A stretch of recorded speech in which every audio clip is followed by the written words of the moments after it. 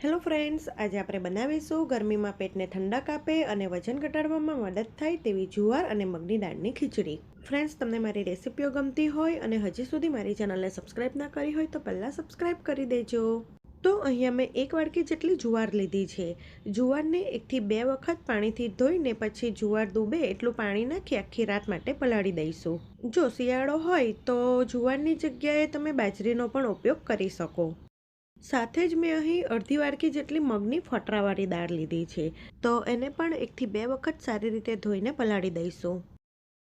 તમે ફોતરા વગરની મગની મોગલ દાળ આવે છે તે પણ લઈ શકો, મગની દાળની જગ્યાએ તુવેરની દાળ પણ લઈ શકો અથવા આખા મગ પણ ઉપયોગ કરી શકો છો।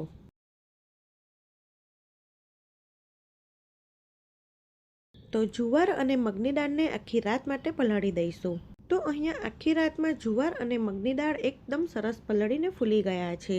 હવે તેમાંથી આ વધારાનું પાણી કાઢી નાખીશું અને મગની દાળને 1 થી 2 વખત પાણીથી સારી રીતે ધોઈ લઈશું, એટલે જે આ મગની દાળના ફોતરા નીકળ્યા છે તે અલગ થઈ જાય। હવે એક જાડા તળિયાવાળું કુકર લઈ તેમાં આપણે પલાળેલી જુવાર અને મગની દાળ ઉમેરી દઈશું।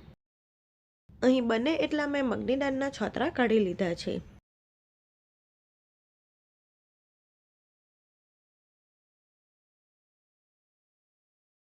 સાથે આપણે તેમાં 1 ચમચી જેટલું મીઠું અને અડધી ચમચી જેટલી હળદર ઉમેરીશું। હવે આપણે જુવાર અને મગની દાળ બંને થઈને 1.5 વાડકી જેટલું લીધું છે, તો તેની સામે 3 વાડકી ભરીને પાણી ઉમેરવાનું। એટલે તમે જેટલી વાડકી જુવાર અને મગની દાળ લીધી હોય તેના કરતાં ડબલ પાણી ઉમેરવાનું। જુવાર એ હાર્ડ ધાન્ય છે, એટલે નોર્મલ દાળ ચોખાની ખીચડી કરતાં અહીંયા તમારે વધારે પાણી ઉમેરવાનું। જુવારને બફાતા પણ વધારે સમય લાગે છે। હવે એક વખત બધું સારી રીતે મિક્સ કરી દઈશું અને કુકરનું ઢાંકણું ઢાંકી ગેસની મીડિયમ ફ્લેમ રાખી 7 થી 8 વિસલ થવા દઈશું। અહીંયા ખીચડીમાં 7 થી 8 વિસલ થઈ જાય પછી ગેસની ફ્લેમ સ્લો રાખી 3 થી 4 મિનિટ માટે થવા દેવાની। પછી ગેસની ફ્લેમ બંધ કરી દીધી અને અત્યારે કુકર થોડુંક ઠંડુ થઈ ગયું છે, તો કુકરને ખોલીને આપણે ચેક કરી લઈએ। તો જુવાર અને મગની દાળ એકદમ સરસ બફાઈ ગયા છે। તો હવે આપણે ખીચડીનો વઘાર કરીશું। તેના માટે જાડા તળિયાવાળી કઢાઈ લઈ 2 ટેબલસ્પૂન જેટલું તેલ અને 2 ટેબલસ્પૂન જેટલું ઘી ઉમેરી ગરમ થવા દઈશું। ઘી અને તેલ ગરમ થાય એટલે તેમાં અડધી ચમચી રાઈ, અડધી ચમચી જીરું અને સાથે 1/4 ટેબલસ્પૂન જેટલી હિંગ ઉમેરીશું। પછી આપણે તેમાં 5 થી 6 નંગ મીઠા લીમડાના પાન અને 2 ટેબલસ્પૂન જેટલા આદુ, લસણ અને મરચાંની પેસ્ટ ઉમેરીશું અને ગેસની ફ્લેમ સ્લો ટુ મીડિયમ રાખી 1 થી 2 મિનિટ માટે બધું સાતળી લઈશું। એટલે કે આદુ લસણની કચાશ જાય ત્યાં સુધી તેને સાતળવાનું। પછી આપણે તેમાં 1 નંગ ઝીણી સમારેલી ડુંગળી ઉમેરી સાતળી લઈશું। ડુંગળી આછા ગોલ્ડન બ્રાઉન કલરની થાય ત્યાં સુધી તમારે તેને સાતળવાની છે। ડુંગળી સતળાઈ જાય પછી તેમાં 1/4 કપ જેટલું ઝીણું સમારેલું ગાજર ઉમેરીશું, 1/4 કપ જેટલા ઝીણા સમારેલા કેપ્સિકમ, પછી મેં અહીં અડધી વાડકી જેટલા ફ્રોઝન વટાણા લીધા છે, તો તે ઉમેરીશું। હવે બધું સારી રીતે મિક્સ કરી શાકભાજીને 2 થી 3 મિનિટ માટે સાતળી લઈશું। અહીં તમે બીજા મનગમતા વેજીટેબલ્સ પણ ઉમેરી શકો છો, જેમ કે ફણસી, ફ્લાવર। અહીંયા તમે જો નોર્મલ વટાણા અથવા તો ફણસી ઉમેરો તો તે બફાય ત્યાં સુધી તમારે શાકભાજીને સાતળવાના।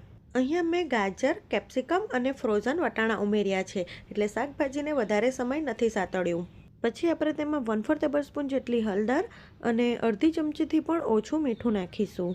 હળદર અને મીઠું આપણે જ્યારે જુવાર બાફવા મૂકી હતી ત્યારે તેમાં ઉમેર્યું હતું, એટલે અત્યારે ખાલી વેજીટેબલના માપનું જ ઉમેરવાનું।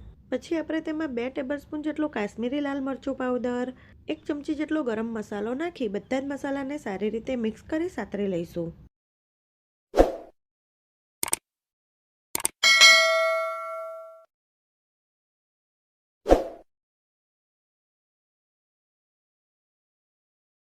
મસાલા સતળાઈ જાય પછી આપણે તેમાં એક ઝીણું સમારેલું ટામેટું ઉમેરી દઈશું અને તેને મિક્સ કરી 2 થી 3 મિનિટ માટે થવા દઈશું। તો 2 થી 3 જ મિનિટમાં અહીં બધું સારી રીતે સતળાઈ ગયું છે। તો અહીં ગેસની ફ્લેમ એકદમ સ્લો કરી દેવાની। પછી આપણે જે જુવાર અને મગની દાળની ખીચડી બાફીને રાખી છે તે ઉમેરી દઈશું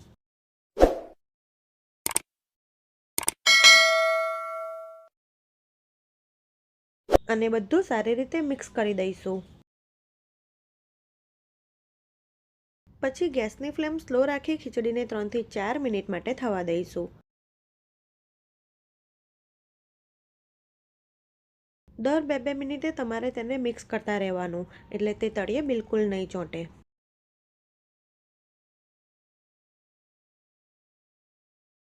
તો અહીં આપણી ગરમા ગરમ હેલ્ધી ગ્લુટન ફ્રી જુવારની ખીચડી બની ગઈ છે.